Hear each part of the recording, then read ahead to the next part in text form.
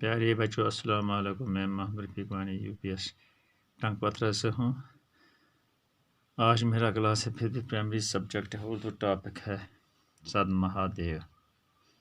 سد مہادیو صوبہ جموں کے اہم ترین تیرتھ استانوں میں سے ایک ہے۔ یہاں کا شیو مندر ماتا ویشنو دیو کی گفا کی ہی طرح بہت مقدس مانا جاتا ہے۔ یہ پرفضا پہاڑی گاؤں آثار قدیمہ کے اعتبار سے بھی خاص اہمیت کا حامل ہے۔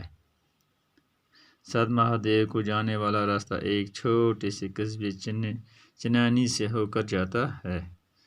تاریخی اہمیت کا حامل یہ قصبہ جموں سری نگر قومی شاہراہ کے کنارے پر واقع ہے۔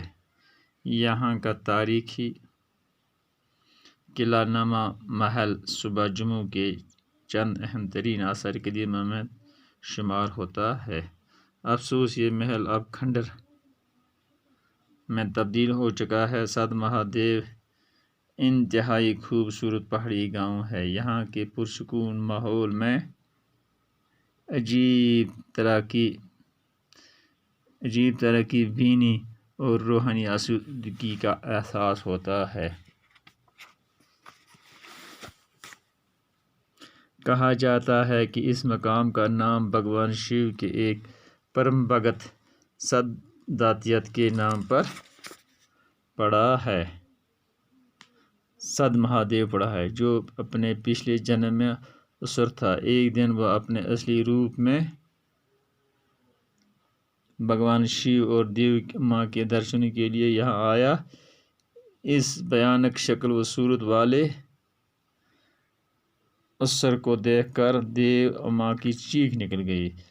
سمادھی میں بیٹھے شیو جی نے جب یہ چیخ سنی تو اپنا ترشول سداتیت پر مار دیا۔ ترشول کا یہ وار اس کے لیے مہلک ثابت ہوا۔ آخر سانس لیتے ہوئے یہ بھگت بھگوان کا نام جپنے لگا۔ یہ سن کر بھگوان شیو کو نہایت افسوس ہوا۔ وہ سمادھی چھوڑ کر اس کے پاس آئے اور اس سے دوبارہ زندہ کر ودھان دینے کی پیشکش کی۔ سداتیت نے پرارتھنا کی کہ اس سے بھگوان مجھے مرنے دیجیے تاکہ میں آپ کے ہاتھوں مرتیو پا کر مگتی پراپت کر سکوں۔ اس کی یہ پرارتھنا سن کر بھگوان شیو خوش ہوئے اور اسی دوران کہ وہ جیون مرنے کے چکر سے نجات پائے گا اور اس کا نام بھگوان کے نام سے پہلے جائے گا۔ اسی طرح اس مقام کا نام سد مہادیو پڑا۔ باقی والسلام۔